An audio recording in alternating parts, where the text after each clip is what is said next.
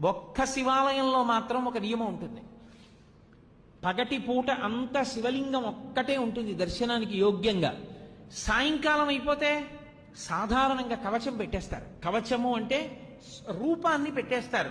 ఇగో ఈ వెనకాతల ఉన్న రూపం ఎలా ఉంటుందో అటువంటి దాన్ని శివలింగానికి తొడిగేస్తారు.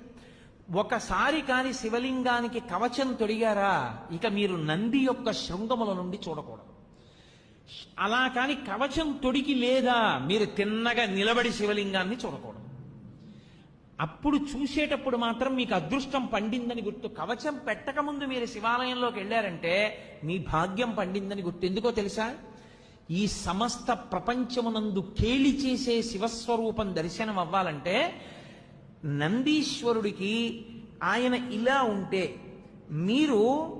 మీకు ఎడం పక్కన నంది ఉండేటట్టుగా వచ్చి మీ ఎడం చేత్తో ఆయన యొక్క పృష్ఠభాగంలో అవయవాన్ని ఒక్క లిట్ట కాలం పట్టుకోవాలి. కుడి చేతి బొటన వేలు చూపుడు వేలు శృంగముల మీద ఉంచాలి. ఉంచి వృషస్య వృషణం స్పృష్ట్వా శృంగమధ్యే శివాలయం దృష్ట్వా క్షణం నరోయాతి కైలాసే శివదర్శనం. ఇలా పెట్టి తర్వాత ఎడం చేత్తో పట్టుకుని ఒక్కసారి ఇలా నొక్కి వదిలేయాలి. అలా నొక్కి వదిలినప్పుడు ఆయన ఊపిరి అని ఆగుతుంది. ఆయన ఊపిరిలో సయ్యాటలాడుతూ ఉంటాడు ఊయలలో శివుడు. ఆ ఊయల ఆగుతుంది. ఆగినప్పుడు ఆ శివలింగాన్ని ఒక్కసారి చూసిన వారెవరో వాడు కైలాసమునకు వెళ్ళి పరమేశ్వర దర్శనం చేశాడని వేస్తారు ఖాతాలో. అది శైవాగం.